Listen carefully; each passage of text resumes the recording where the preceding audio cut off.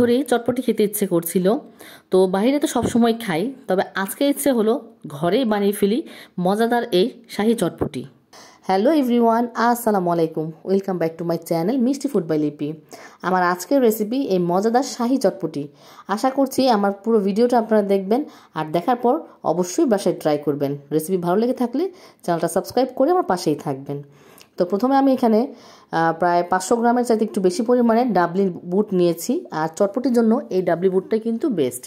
তো এই ডাবলির সাথে আমি দিয়ে দিচ্ছি প্রায় হাফ কাপের মতো 1 কাপের মতো ছোলার ডাল।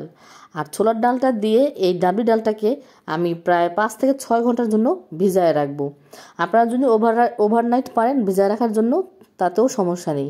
তো আমি এটাকে সকালবেলা ভিজায় রেখেছিলাম, আর বিকালবেলা আমি আমার চটপটিটাকে তৈরি করেছি।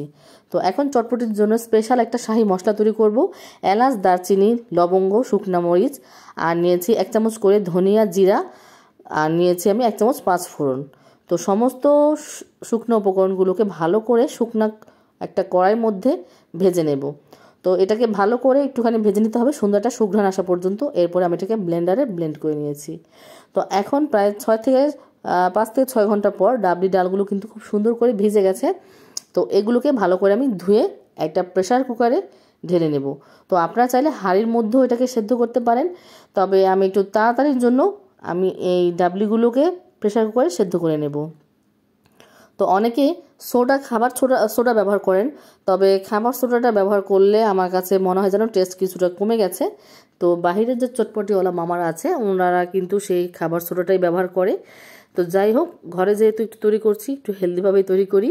তো দিয়ে দিচ্ছি এখানে 1 কাপ পরিমাণের পোলাওয়ের চাল। পোলাওয়ের চালটাকে ভালো করে ধুয়ে নিয়ে আমি সেই ডালের সাথে মিক্সড করে দিয়ে দেব। যেহেতু বলেছি শাহি চটপটি, তবে একটু তো শাহি ভাব তো থাকতেই হবে।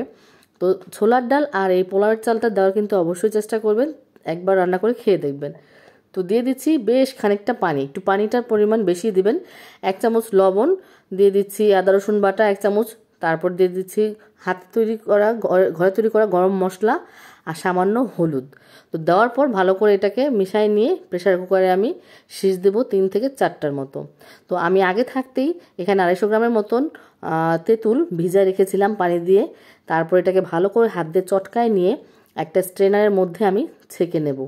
তো ভালো করে ছেঁকে নিতে হবে, যাতে এর ভেতরের যে উপরের যে খোসার সাথে যে ময়লাগুলো থাকে সেগুলো যাতে না যায়। তো ভালো করে এটাকে আমি হাত দিয়ে চালে দিয়ে চেলে নিয়েছি। এরপরে যতটুকু এখানে তেঁতুলের কাঠ ছিল তার ডাবল পরিমাণের আমি পানি ব্যবহার করেছি। আপনারা যদি একটু বেশি খেতে চান পাতলা, তাহলে আরেকটু পানি বেশি দিতে পারেন। এখানে দিয়ে দিচ্ছি 1 টেবিল চামচ পরিমাণের বিট লবণ। এরপরে দিয়ে দিব হাফ কাপের মতো চিনি, যেহেতু তেঁতুলটা একটু বেশিই টক হয়। তো হাফ কাপের মতো চিনিটা দেওয়ার পর এরপর টক ঝালের যে ব্যালেন্সটা আছে সেটা আপনারা টেস্ট করে তারপরে অ্যাড করবেন। দিয়ে দিচ্ছি লাল মরিচের গুঁড়া 1 টেবিল চামচ। দেওয়ার পর সমস্তটাকে ভালো করে মিশিয়ে নিয়ে আমি এটাকে চুলায় জাল করব 1 থেকে 2 বার ফুটে ওঠা পর্যন্ত।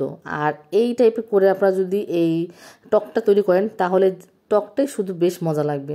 তো আমার এই টকটা কিন্তু দারুণ টেস্ট হয়েছিল, আর আমি একটুখানি লবণ বা চিনি কম হয়েছিল বিধায় আমি একটু অ্যাড করেছি।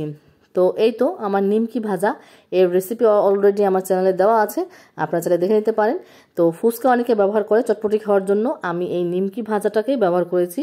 তো এই চটপটির সাথে এই নিমকি ভাজাটা বেশ মজা লাগে। তো এখন 4টা সিজ দেওয়ার পর আমার প্রেসার কুকার থেকে দেখুন সমস্ত ডালগুলো কিন্তু খুব সুন্দরভাবে সফট হয়ে গেছে, কিন্তু একটা ডালও কিন্তু গলে যায়নি। তো এখানে পোলাওয়ের চাল আর ছোলার ডালটা কিন্তু গলে গিয়েছে, এটাকে ভালো করে একটু মিশিয়ে নিতে হবে। তো একটু লিকুইডি করে তৈরি করবেন। তো সমস্ত সালাদগুলো আমার কাটা হয়ে গেছে। এখানে পেঁয়াজ, টমেটো, কাঁচামরিচ, ধনিয়া পাতা, লেবু, তো এগুলো সব নিয়ে নিয়েছি। আর আমি যে টকটা ব্যবহার করেছি তার থিকনেসটা দেখতে পারতেছেন কতটা ঘন। তো যে মশলাটা ব্যবহার করেছিলাম আমরা চটপটির মশলাটা দিয়ে দিচ্ছি 1 টেবিল চামচ পরিমাণের এখানে শাহি চটপটির মশলাটা। এরপর দিয়ে দিচ্ছি ধনিয়া পাতা, তারপর দিয়ে দিচ্ছি খুব সুগন্ধিযুক্ত একটা লেবু রসটা চিপে দিচ্ছি। এরপরে এই টকটাকে ভালো করে মিশিয়ে নেব। তো আপনারা চাইলে শুধু টকটাই খেতে পারেন, টকটা কিন্তু দারুণ মজার হয়েছিল। তো এখন আমি চটপটিটাকে সাজায় নিচ্ছি। তো একটা বাটির মধ্যে আমি যে ডাবলির যে ডালটা তৈরি করেছি সেটাকে আমি তুলে নিয়েছি। এরপরে কিছুটা শসা, তারপরে ধনিয়া পাতা, কাঁচামরিচ, আদার্স যে আমি সালাদগুলো ব্যবহার করেছিলাম বা কেটে রেখেছি সেগুলো দিয়ে খুব সুন্দর করে এটাকে আমি পরিবেশন করে দিচ্ছি। এরপরে টক ঝাল তো আপনাদের পছন্দ মতো নিয়ে তারপরে আপনারা খাওয়া স্টার্ট করবেন। তো এখানে কাঁচামরিচ ধনিয়া পাতা দেওয়ার পর আমি এখানে কিছুটা পেঁয়াজ বেরেস্তা ব্যবহার করেছি। আর অবশ্যই কিন্তু পেঁয়াজ বেরেস্তাটা দিবেন, তাহলে কিন্তু খাওয়ার সাথে সাথে প্রত্যেকটা মুখে বাইটের সাথে সাথে আপনার পেঁয়াজ ভাজার যে টেস্টটা আছে এই ডালের সাথে বেশ মজা লাগে। তো একটা ডিম আমি এখানে কিছুটা গ্রেট করে দিচ্ছি। এরপরে দিয়ে দিচ্ছি যে ভাজা পেঁয়াজ বেরেস্তাটা আছে, কাঁচা পেঁয়াজও দিয়েছি, ভাজা বেরেস্তাটাও দিয়েছি। এরপরে আমি যে তৈরি করেছিলাম নিমকিগুলো, সেই নিমকিটাও ব্যবহার করেছি। আপনারা চাইলে বাইরের কেনা ফুচকাটাও ব্যবহার করতে পারেন, তবে এই টাইপের শাহি চটপটির সাথে এই নিমকিটা কিন্তু বেশ জোস লাগে। তো এই তো আমার রেসিপি কেমন লাগলো, আর এই চটপটিটা কিন্তু একবার হলেও বাসায় তৈরি করে দেখবেন। তো সবাই ভালো থাকবেন, সবার জন্য সবাই দোয়া করবেন। আল্লাহ হাফেজ।